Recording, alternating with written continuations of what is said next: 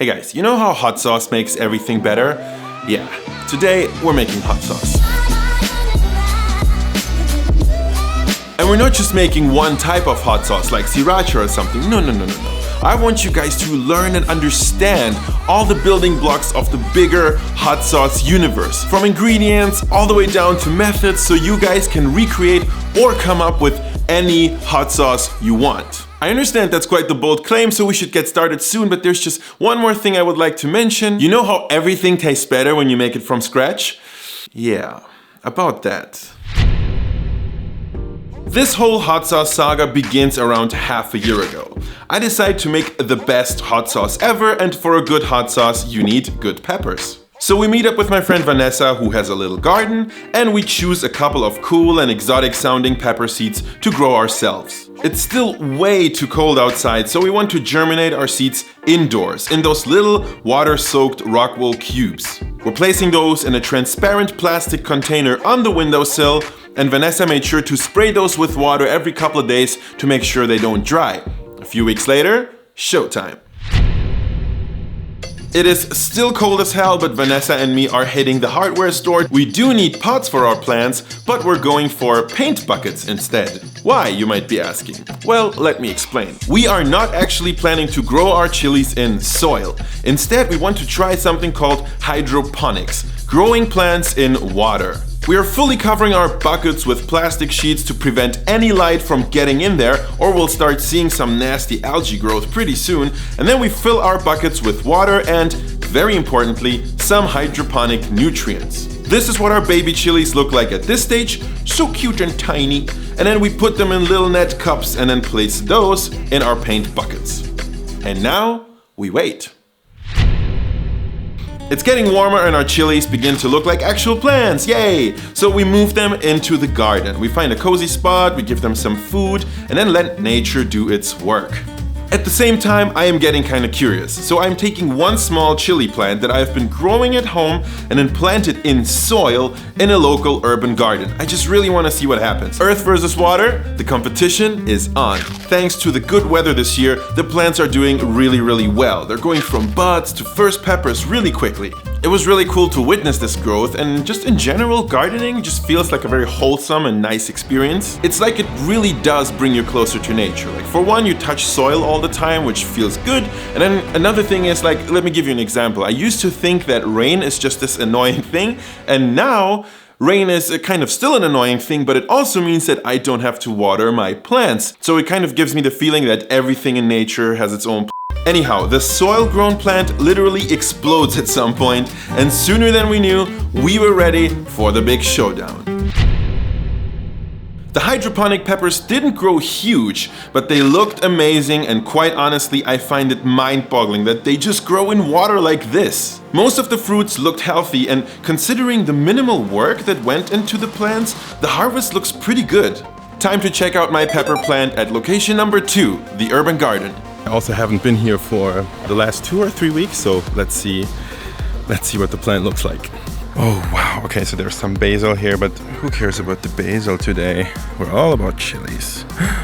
Okay, clearly soil grown is the winner here in terms of yield, but it definitely also requires a lot more work and attention, and you have to call your friends when you go on vacation or something, so both methods have its advantages and disadvantages, I would say. Growing my own plants, growing my own chilies was definitely a really worthwhile experience, but at around 6 months start to finish and all that care, I'm not gonna blame anybody for just going to the grocery store. So let's put those out on a tray. Nice. Alright, so let's kick this off by making a fresh or raw hot sauce. This is the simplest type of hot sauce. It's kind of like salsa, and in fact, it is salsa. When it comes to me, I personally love green salsa for its freshness, and here is one way to take that green salsa to the next level. Char some or all of your ingredients. I am using a grill pan for that. Never mind the red and yellow peppers, we'll need those later, but onions and garlic are also perfect candidates for grilling up. Now get your mix of grilled and fresh peppers and trim off the ends. You might have noticed I'm wearing protective gloves. Yeah, please do that when working with hot peppers. I don't think I have to tell you how spicy peppers can get, and they're also really hard to wash off your hands. We all know at least one person who found out the hard way. Now check the weight of your pepper mix. As a rule of thumb, you want to add around 3% of your pepper's weight in salt. Now to the pepper mix we are also adding a tomatillo, a grilled onion, some fresh and grilled garlic, the juice of a lime for some fruity tang, a few slices of ginger, and a little goes a long way here, trust me, a little bit of sugar and white vinegar. Now it's finally time to give everything a quick blitz and conduct the first taste test. My hot sauce needed a little bit more salt, so I added that. You can also adjust the vinegar level.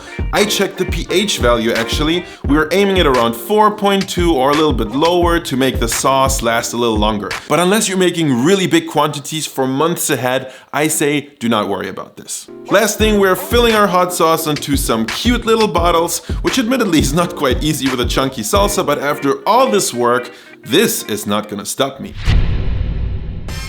Alright, next we're moving into the world of cooked hot sauces. These guys do not only have a longer shelf life than the raw kind, but they also have a much smoother and pastier consistency, which is something a lot of people appreciate. So we begin with a summery, bright orange hot sauce. I'm using a blend of different peppers, sweet and mild to fierce and spicy. What you use is completely up to your liking.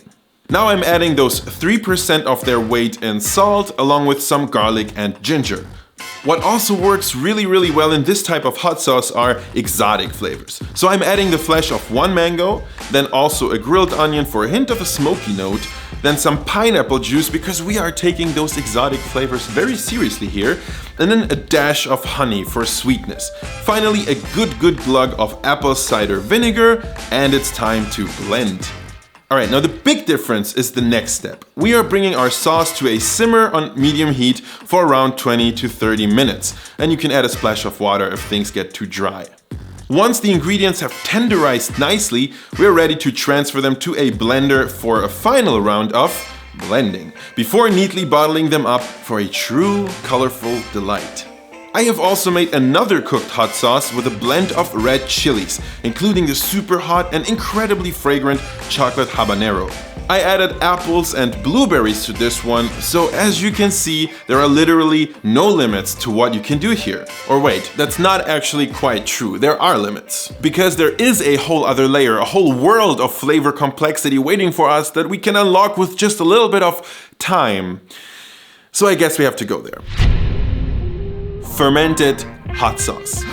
He said the F word. Yes, fermented hot sauces are easily my favorite type of hot sauce. I love the tangy and funky flavor. To me, this is the holy grail of hot sauce.